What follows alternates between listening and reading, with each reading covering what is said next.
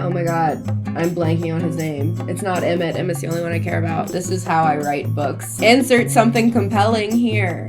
Billy! Like, please, babe, cope. Hey, I'm Hannah. I'm a writer, and instead of working on my own novel this afternoon, I will be once again rewriting the Twilight series. If you missed the last video, Bella and Lauren met up at La Push Beach, where Lauren revealed that she's been monitoring the Cullens for some years, and she gave Bella some reading material on the subject. If you missed the other videos, too much has happened, and I can't help you. You're gonna have to backtrack through the Twilight Rewrite playlist. If you're into this series, you should follow me here and on Twitch, because we do live compilation edits, and I love having y'all feedback as I do it. Not now, Daniel. Michelle, Ihara, You should also subscribe to my newsletter because I send out the edited PDFs and I just think that's a good time. And for those of you wondering, my drafting software is called NovelPad and you can get a free trial in the description. So in this next scene, we're going to be writing Bella reacting to the information from Lauren and kind of confirming to herself that Edward is a vampire. I don't know exactly what information we're going to include or what's going to happen, but we'll figure it out together, so let's go. So the last scene ended with Lauren telling Bella that if Edward is revealing to her that he's psychic, he's gonna kill her, which is very exciting to me. Toss and turn restlessly, waking off and blah, blah, blah. So we should have her returning home. Okay, I clutched Lauren's notebook in my lap the whole drive home, tucking it under my jacket as I hurried through the living room and wished Charlie goodnight. It's 7:30, he called after me. I'm turning in early, I said, girl stuff. Charlie waved me off without further question. I clutched Lauren's notebook in my lap the whole drive home, tucking it under my jacket as I hurried through the living room and wished Charlie goodnight. It's 7:30, he called after me. I'm turning in early, I said, girl stuff. Charlie waved me off without further question and I rushed to my bedroom. I closed the curtains and kicked off my shoes and jeans, pulling myself under the comforter with the notebook and the flashlight I keep in my bedside table. I just think it's whimsical that she's trying to hide from no one its secrets. I flicked it on and squinted at Lauren's neat penmanship surprised me. It looked like a typed font, perfectly spaced in neat rows. I feel like Lauren would have really neat penmanship. I have no idea what it should say. I should have written this scene in a stream. Okay, so if Lauren has been observing them, she could have like a journal log of their comings and goings. So kids go back to school in August, right? So like August 4th, 2004.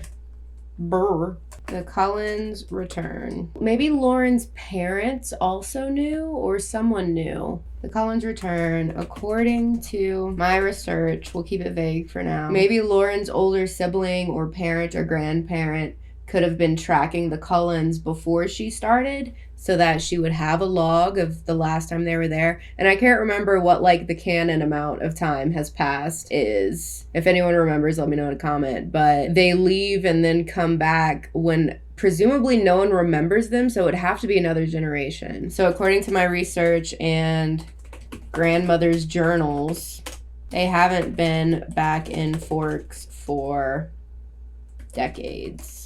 The last entry they are mentioned in was when grandmother was 14. They returned under the correct assumption that no one would be alive to remember them. So Lauren could have like inherited some journals or found them hidden. I want this book to be about Lauren now.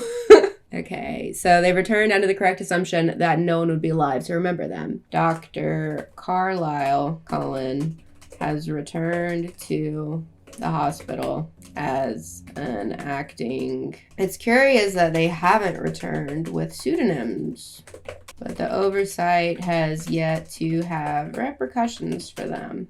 People so often only see what is comfortable for them to see. I want Lauren to be like a little batshit, like you'd have to be, but I don't know. I want there to be a very, very odd tone in all of her journal entries, and I think so far we're hitting it. Okay, so people so often only see what is comfortable for them to see. The 5 children are enrolled in 9th grade. The 5 o'clock shadow on half of them is hard to overlook, but everyone is managing. I also want Lauren to be like really, really frustrated that she's the only one who understands. Everyone seems to be managing except for me. Bella flips to the next page and the personal tone of Lauren's journal switches to a scientific report. There is a detailed ledger of each family member, where they go, what activities they participate in, even the kids' GPAs. Guess where they went, because this is in past tense. Everyone but Emmett posting a 4.0. For Carlisle, what if she kept, like, I'm trying to think of how much access she could possibly have to the hospital. We could make one of her parents work there. But if she could keep track of, like, which patients he had, how many of them died, what, like, blood went missing or something. For Carlisle, every round he picked up at the hospital for years was recorded. How Lauren had access to this information, Bella couldn't fathom. Every patient he saw, every casualty, every procedure. Oops, why am I speaking about Bella in third person? My bad, hold on. I switched from first to third, and I switched from past to present. My bad. Footnote in Carlisle's section directed me toward the end of the journal. A page filled with a daily ledger of blood stock, blood types, where they went, and a column labeled unaccounted. Carlisle was taking bags. I figure even if they're vegetarians, there has to be occasional times that Carlisle takes blood from the hospital. I don't remember if that happens in the series, but like for injuries or for, who's the baby Confederate soldier? Oh my God. I'm blanking on his name. It's not Emmett. Emmett's the only one I care about. Alice's boyfriend. Him being one of the newer vegetarians, there has to be times where they had to, like, calm him down. I don't know, but I'm just assuming that Carlisle logically would have to take blood bags at some point. Jasper. The number of missing bags was negligible. So few that you could assume they'd just been misplaced or someone forgot to log that they'd been used. But Lauren's accounting of it seemed too confident to doubt. And then what should happen? I'm too tired to be creating new content. I should have just edited one of the chapters. The more I read, the more I felt. The more numb I felt. This was such a careful recording. Every hunch I'd had for months was backed up with data and carefully logged observations. I'm probably reusing a bunch of words. I feel like I used logged 7 times, but anyway. Data and carefully logged observations.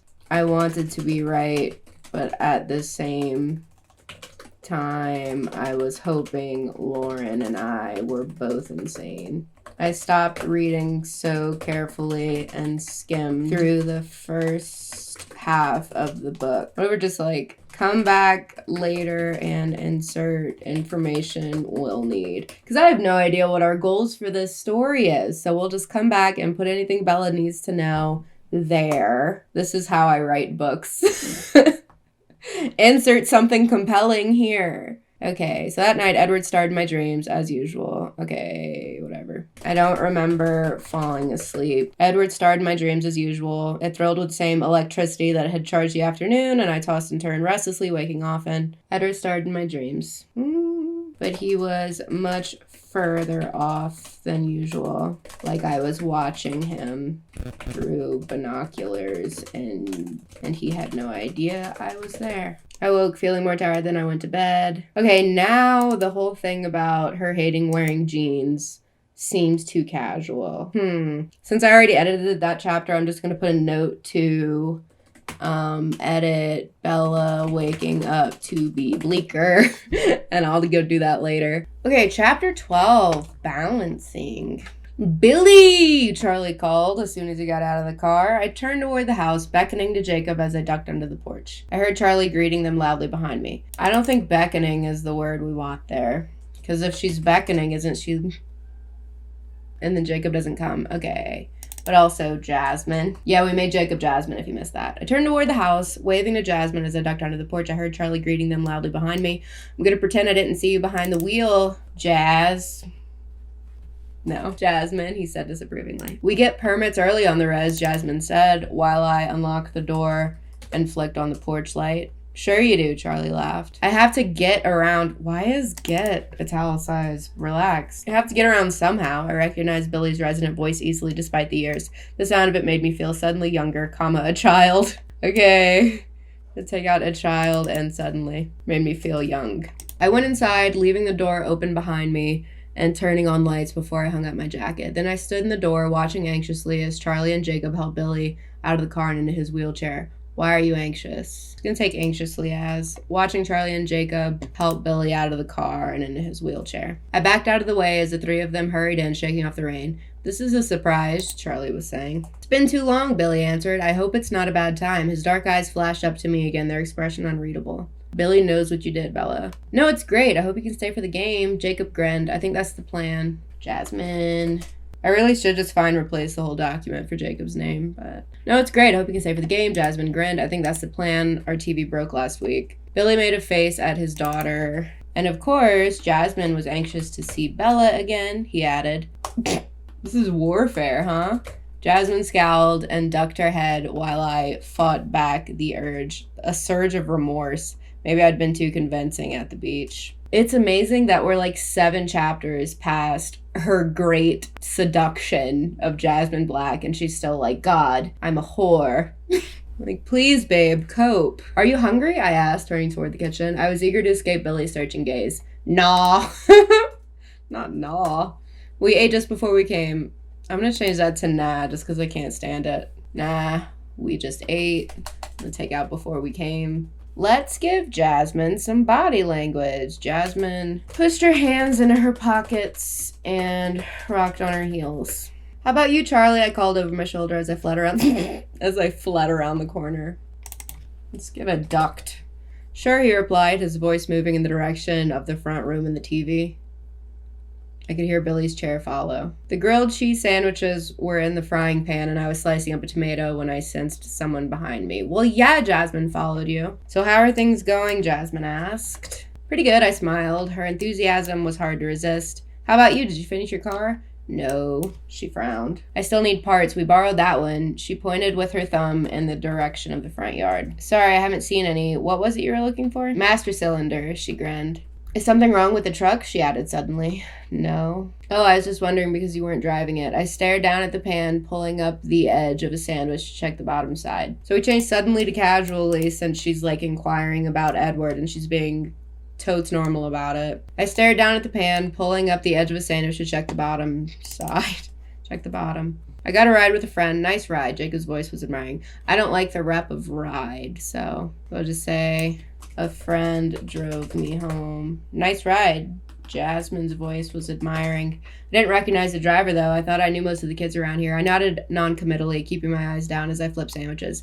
My dad seemed to know him from somewhere. Jacob, could you hand me some plates? We're taking out the name because that is almost always weird whenever characters just address each other by name over and over again in dialogue, especially if there's no one else in the room.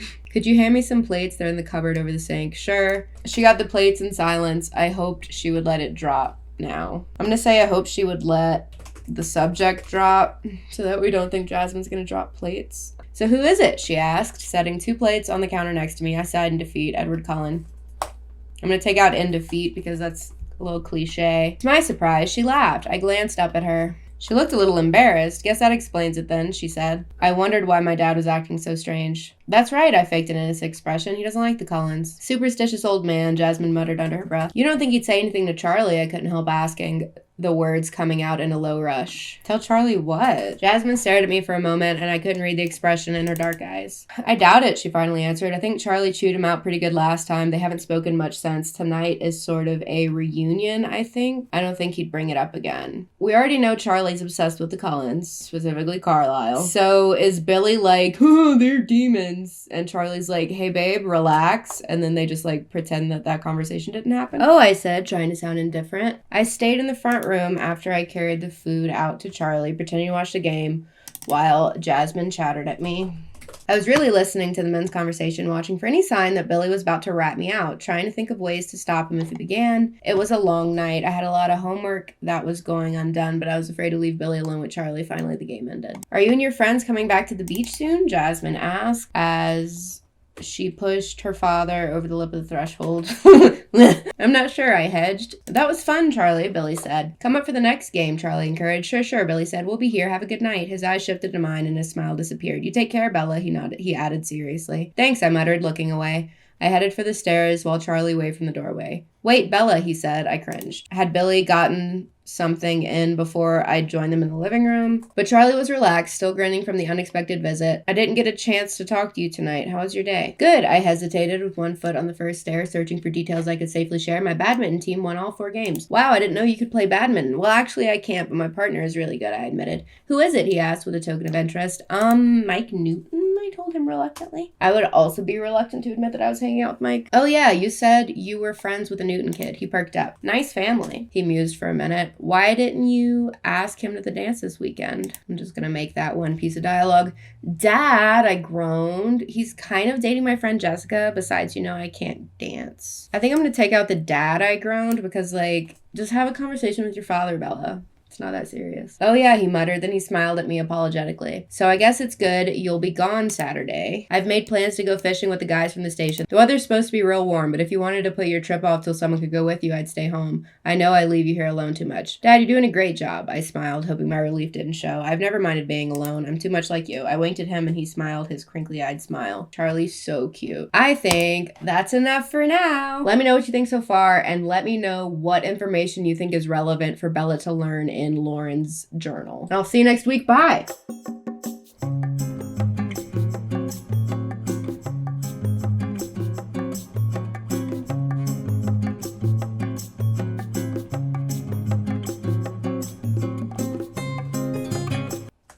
The more I read, the number I felt. Number?